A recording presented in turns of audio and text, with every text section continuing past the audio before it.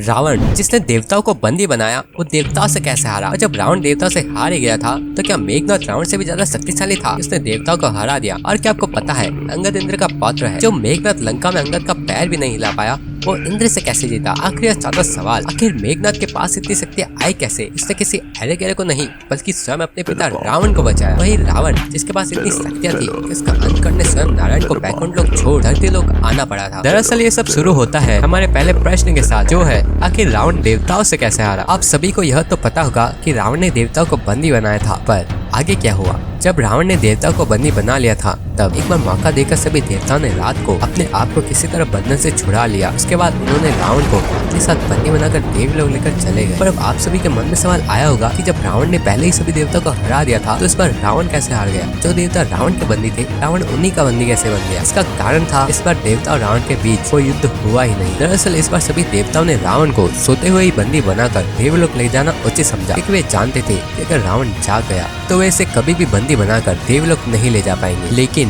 जब मेघनाद को इसका पता चला तो अत्यधिक क्रोध में देवराज इंद्र से बदला लेने देवलोक की ओर निकल पड़ा। मेघनाद का क्रोधित होना जायज था। जब मेघनाद देवलोक पहुंचा तो ऐसा कहता है कि देवलोक में चारों तरफ अंधेरा छा गया। देवलोक जो कि खुद ही स्वर्ग है, तो आप समझ ही गए होंगे कि वह कितना सुंदर होगा। पर उस समय मेघनाद इतने गुस्से में था कि देवलोक में चारों तरफ धूल के भवंडर चलने लगे। इसके बाद देवराज इंद्र और मेघनाद में भयंकर युद्ध होने लगा। देवराज इंद्र जिनके अस्त्र दिव्यास्त्र थे उनके सामने मेघनाद नहीं टिक पा रहा था, और तो देवराज इंद्र का एक दिव्य बाण मेघनाद की नाभि पर जाकर लगता है, जिससे मेघनाद काफी घायल हो जाता है। वह लटखड़ाने लगता है। ऐसा लग रहा था कि मेघनाद युद्ध हार गया। पर तभी मेघनाद क्रोध में अपना एक बाण देवराज इंद्र की तरफ चलाता है, जिसका प्रत्युत्तर देवराज इंद्र दे तो सकते थे पर वे उस बाण के आगे हाथ जोड़कर खड़े हो जाते हैं, और इस तरह मेघनाद देवराज इंद्र को हरा देता है। अब आप सभी ये सोच रहे होंगे कि जब मेघनाद हार ही गया था और देवराज इंद्र इस बाण का उत्तर दे सकते थे तो फिर उन्होंने मेघनाद के हाथों अपनी हार क्यों स्वीकार कर ली। तो इसका कारण आपको वीडियो में आगे पता चलेगा। अभी मेघनाद देवराज इंद्र को बंदी बना अपने पिता रावण को बंधन मुक्त कर देता है और देवराज इंद्र को एक बंदी की तरह अपने साथ लंका लिया आता है। फिर एक दिन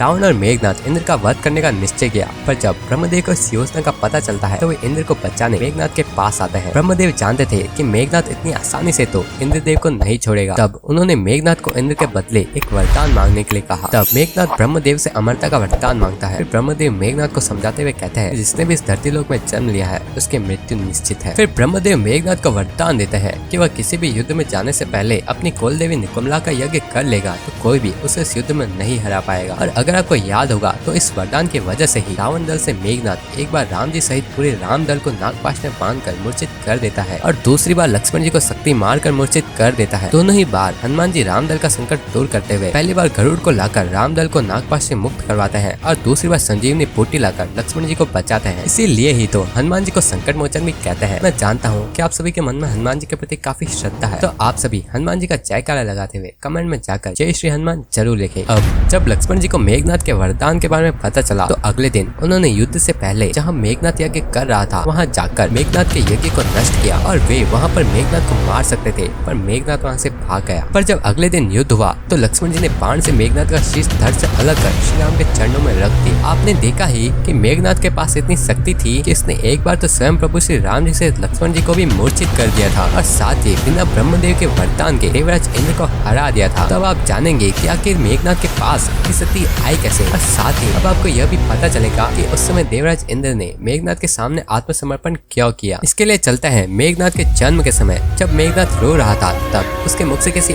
आम बच्चे की तरह नहीं बल्कि मेघ के गर्जन के समान आवाज निकली थी, जिससे उसका नाम मेघनाद रखा गया। और साथ ही मेघनाद का शक्तिशाली बनना उसके जन्म से पहले ही शुरू हो गया था, क्योंकि मेघनाद रावण का ज्येष्ठ पुत्र था और साथ ही वह लंका का नया युवराज भी था। तो रावण उसे अजय अमर बनाना चाहता था, जिसके लिए उसने मेघनाद के जन्म के समय नव ग्रहों को कुछ इस तरह रखा जिससे मेघनाद अजयमर बन जाए। पर उस समय शनिदेव अपनी स्थिति को बदल देते हैं, जिससे मेघनाद अमर होने से तो वंचित रह जाता है पर उसमें जन्म से ही काफी शक्तियाँ आ जाती है। मेघनाद को असली शक्ति मिलती है असुरों के गुरु शुक्राचार्य से। शुक्राचार्य मेघनाद के गुरु थे। शुक्राचार्य ने 12 वर्ष की उम्र आते आते मेघनाद को इतनी शिक्षा दे दी थी कि मेघनाद ने कई सिद्धियां प्राप्त कर ली थी। जहाँ बड़े बड़े तपस्वी भी हजारों वर्ष तपस्या करने के बाद एक सिद्धि को प्राप्त करते हैं, वहीं मेघनाद ने यह कार्य सिर्फ 12 वर्ष की उम्र में कर लिया था। और सोचिए रावण जैसा कठिन तपस्वी भी जब चौंक जाता है जब मेघनाद की चल रही शिक्षा को देखने आता है और उसे पता चलता है कि मेघनाथ एक ऐसा कठिन अनुष्ठान कर रहा है जिसमें वो तब तक मौन व्रत धारण किए रहेगा जब तक स्वयं भगवान से प्रकट होकर उसे सिद्धियां और अपने अस्त्र शस्त्र नहीं दे देते। और साथ ही मेघनाथ यहाँ भी नहीं रुकता है, वह अपने गुरु शुक्राचार्य से पूछता है कि अब मुझे क्या करना चाहिए। तब शुक्राचार्य उसे 7 महायज्ञ करने को कहते हैं। जहाँ सोचिए एक महायज्ञ इतना कठिन होता है, वहीं मेघनाथ 7 महायज्ञ करता है। महायज्ञ की कठिनता का अंदाजा इस बात से भी लगा सकते हैं कि आदिकाल से सिर्फ 3 ही लोग इस महायज्ञ को कर पाए हैं, जिनमें से पहले है स्वयं भगवान विष्णु, दूसरे है कर्ण और तीसरे है स्वयं रावणपुत्र मेघनाथ। इन महायज्ञों को करने के बाद मेघनाथ के पास भगवान विष्णु का वैष्णव अस्त्र, भगवान शिव का पशुपतास्त्र और साथ ही भगवान ब्रह्मा का ब्रह्मांड अस्त्र जो कि ब्रह्मास्त्र का सबसे शक्तिशाली स्वरूप है वह मिलते हैं। तो अब हमें पता चल चुका है कि मेघनाथ इतना शक्तिशाली क्यों था। पर अब हमारा आखिर सवाल काफी ज्यादा रहस्यमय बन चुका है, जो है देवराज इंद्र मेघनाथ के बाण का प्रत्युत्तर दे सकते थे, फिर भी वे आत्मसमर्पण क्यों कर देते हैं। जैसा कि वीडियो में मैंने आपको बताया, मेघनाथ के पास ऐसे कई दिव्यास्त्र थे जो त्रेता युग में किसी और योद्धा के पास थे ही नहीं, यानी कि देवराज इंद्र के पास भी नहीं होंगे। तो मेघनाथ को अपनी शक्ति के दम पर देवराज इंद्र को हरा देना चाहिए था, पर देवराज इंद्र मेघनाथ के बाण का प्रत्युत्तर दे सकते थे, यानी कि शायद देवराज इंद्र मेघनाथ को हरा सकते थे, पर फिर भी वे मेघनाथ के सामने जानबूझकर आत्मसमर्पण कर देते हैं। आखिर ऐसा क्यों? दरअसल यहाँ पर 2 बातें हैं जो एक दूसरे का विरोधाभास करती हैं। पहला, कि अगर वाकई मेघनाथ के पास ऐसे दिव्यास्त्र थे जो देवराज इंद्र के पास भी नहीं थे, तो देवराज इंद्र मेघनाथ के दिव्यास्त्र का उत्तर कैसे दे सकते थे? और दूसरा, क्या कि देवराज इंद्र ने मेघनाथ के सामने आत्मसमर्पण किया ही क्यों, जबकि वे मेघनाथ के बाण का उत्तर दे सकते थे?